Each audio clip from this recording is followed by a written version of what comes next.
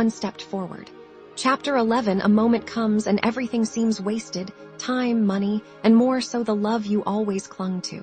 What remains of you now is anger, fear, and the thought of how it would look if everyone happened to find out what is really happening within you. There, you tend to act fast. If this has failed, let me try the other. Maybe it might make my depression lighter. Most people say that it is really hard to build up a strong relationship, but nothing hurts more than overcoming a breakup. Sometimes it goes beyond a breakup. Then you start seeing stars during normal class lessons, trying to focus, but nothing stands still. Something feels missing. You keep reflecting on past experiences. What you once staged as fantasy begins to overwhelm you.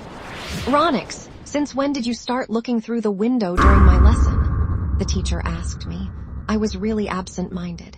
This situation was taking too much of my concentration. What I used to say as I want was becoming a need.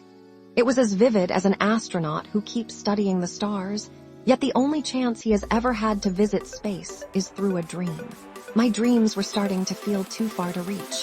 After the 4th week of the first term, the welcoming party set in. This moment found me lonely again, although I told myself I had my peace. Even on this day, the same had happened, but one thing was different. This time, it came after a breakup. All that drove me to the party was desperation. I cannot miss a girl from this crowd, I thought. The sound seemed to heighten my enthusiasm as I passed my eyes through the students. Their sweat and the sting that caught my nose made me sneeze. Their voices, trying to compete with the music, seemed to block my ears as I squeezed through them.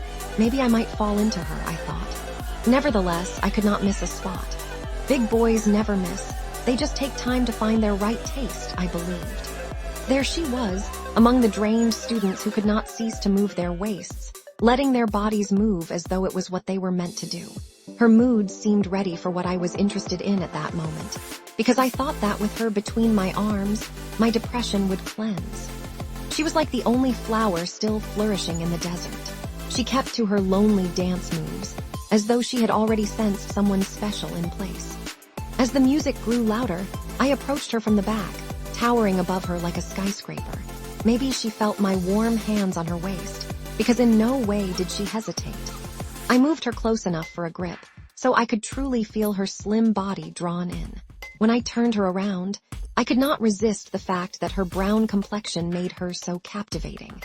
Although something within me made her seem too young to fall for, I regretted not. I just can't imagine how that girl stood before me and spoke boldly. "Jacob, we need a break, let's focus on studies. We can't go on with this, our scores aren't promising." Jacob tried to explain to me after the party. "Did it happen that way?" I asked Jacob. Jacob stared at me as if my words were stirring anger within him. "What did you think? That I was making up stories like I always do?" "Fine, you can think anything you feel like," he said. Silence covered the moment. "Now tell me, who was that girl?" he asked, looking curious. "Which one?" I asked. "You really want me to ask again? Can't you just drop that behavior of pretense? Be realistic at some point." "Be real," Jacob sighed.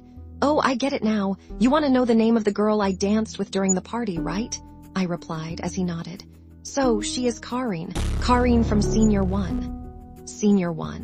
Did I just hear you right?" Jacob exclaimed. "Of course you did. Does it sound odd?" I answered. "Come on, Ronix. We have worked so hard to reach this far. You should have thought twice before stepping that low." Big boys mind about levels. Even when desperate, they never cross certain boundaries. "Trust me, Karine is not your type. You have to drop her as soon as possible," Jacob cautioned me. I felt the matter getting worse. From relationships to reputation, everything seemed to stand like an obstacle in most of my attempts to break free from one.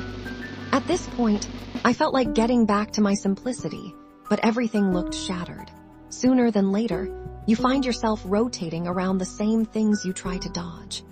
This made me realize that acting out of desperation never draws someone back to sanity.